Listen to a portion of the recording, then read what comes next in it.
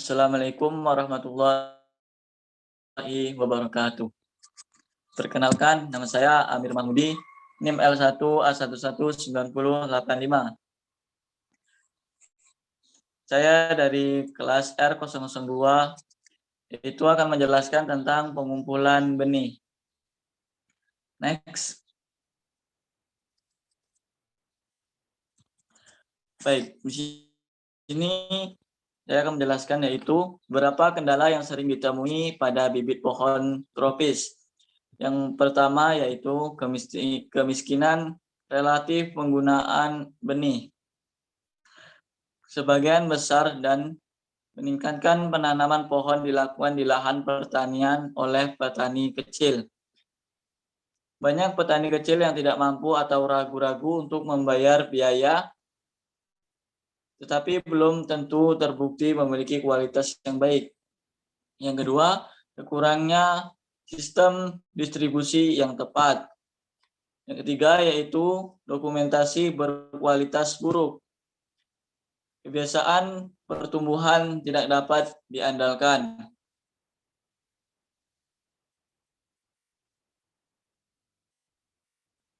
Ya, next. Yang keempat yaitu rentang waktu dari penanaman hingga panen pohon. Ini adalah masalah umum dan umum dalam pembentukan hutan. Dari segi pasokan benih berkualitas, memiliki implikasi mulai dari korupsi dan penipuan terhadap sarana investasi yang tidak memadai dalam sarana perbaikan. Kurangnya keyakinan dan kepercayaan pada materi yang diduga lebih hampir selalu bisa dirujuk kembali ke rentang waktu yang lama dan diperlukan dari pembelian benih atau bahan tanaman sampai pohon mencapai ukuran yang wajar untuk dapat menilai potensi pertumbuhan pohon tersebut. Next.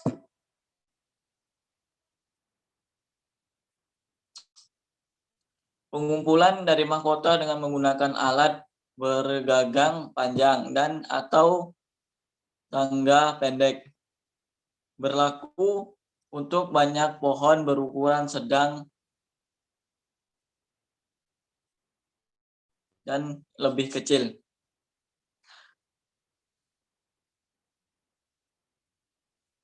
Tanpa pendakian telah menarik lebih banyak penemuan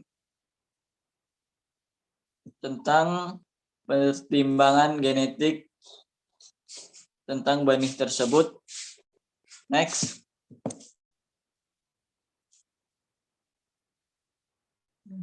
Namun ada beberapa pemilihan tentang metode pengumpulan dengan cara beberapa seperti yaitu yang pertama dasar biologis, faktor eksternal, beberapa pertimbangan genetik terkait dengan benih.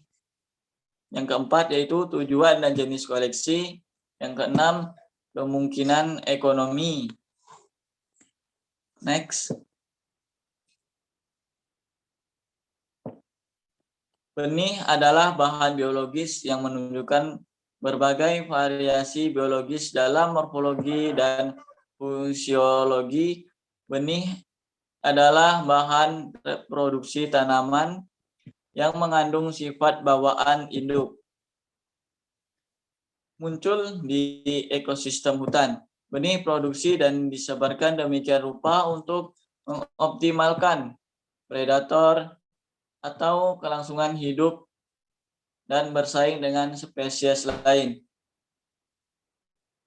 Namun ada beberapa faktor biologis yang mempengaruhinya. Yang pertama yaitu jenis buah dan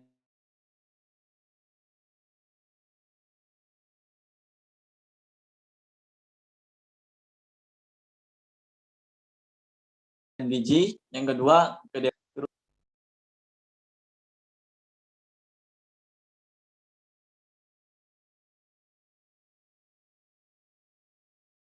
next.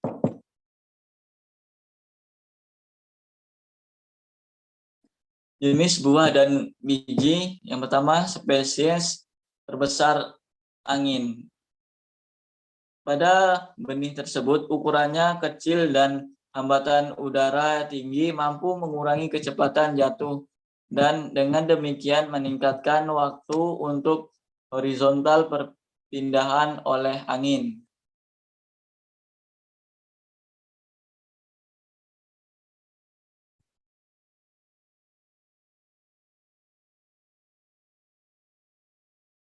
Ada kelompok besar spesies dengan benih yang peka terhadap kekeringan tetapi dengan adaptasi yang jelas terhadap angin.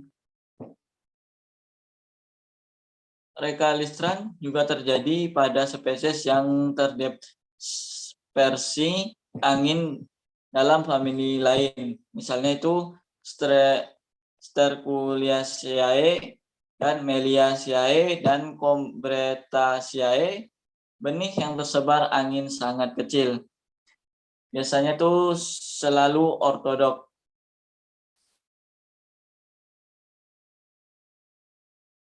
Next.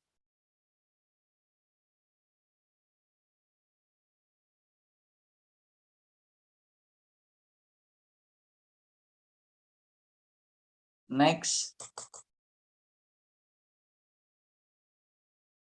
Yang B yaitu benih tersebar hewan. Sebagian besar benih yang disebarkan oleh hewan memiliki jenis buah yang berdaging dan berbagai macam jenis agregat yang banyak buah.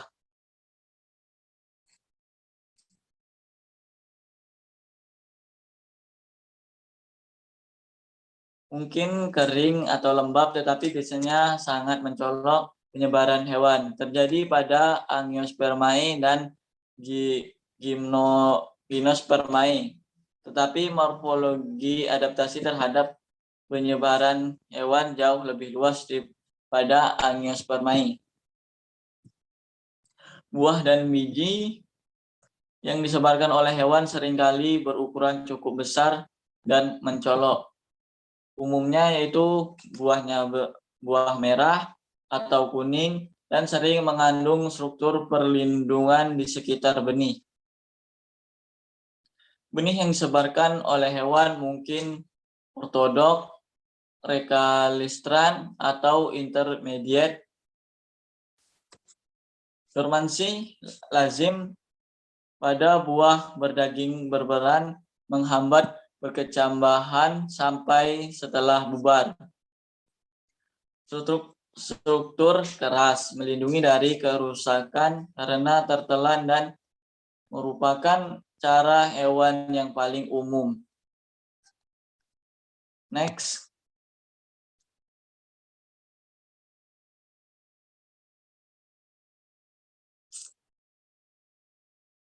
Sesuai dengan penyebaran oleh beberapa spesies ini memiliki dua implikasi, yaitu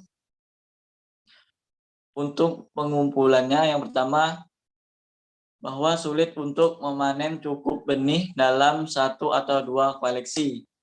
Yang kedua, agar panen buah bisa terus-menerus dihilangkan oleh hewan yang juga memiliki efek peningkatan pada yang pertama implikasi. Panenan buah-buah yang disebarkan oleh hewan adalah seringkali mudah karena ukurannya yang besar. Pengelolaan khususnya ekstraksi pada di sisi lain cukup sulit. Next.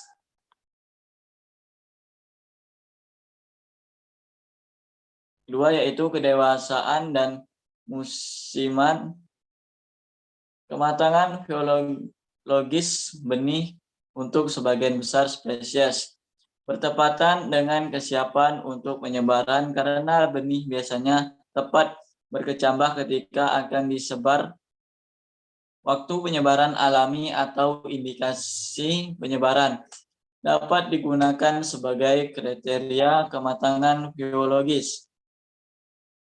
Ada situasi di mana lebih harus dikumpulkan sebelum waktunya dan kemudian setelah matang. Misalnya jika mereka mudah hilang oleh penyebaran atau pemangsaan, tetapi bahkan di sini kriteria pematangan penyebaran adalah digunakan untuk menentukan waktu pengumpulan yang baik.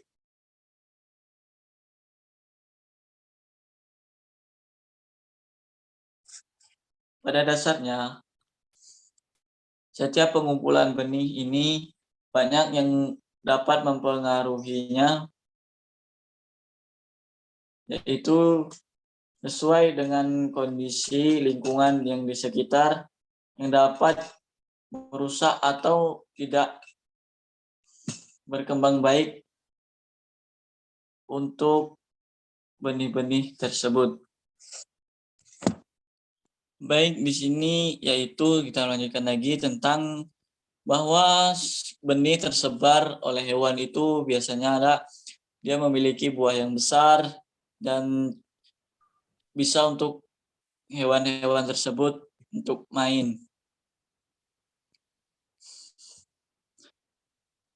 Namun ada beberapa pengamatan utama yang harus dilakukan tentang benih yang terdispersi angin. Adalah waktunya koleksi terutama benih yang kecil-kecil.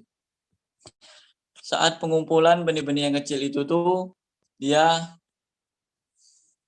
sangat mudah untuk terbang atau tidak jauh bisa terjadi jauh dari pohon benih tersebut, dan biasanya hewan-hewan tersebut itu mencoba untuk menghancurkan buah-buahan yang ada di sekitar pohon benih tersebut.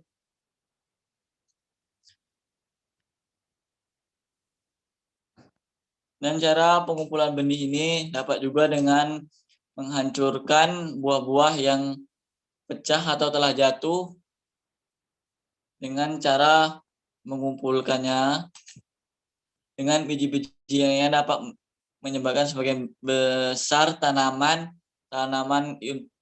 itu meledak karena terjatuh dari pohon tersebut.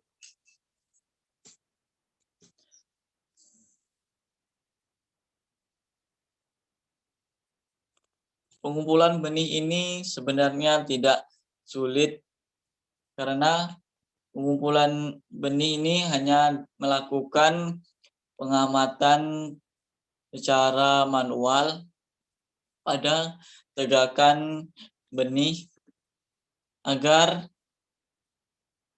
pohon atau tegakan benih ini terhindar dari serangan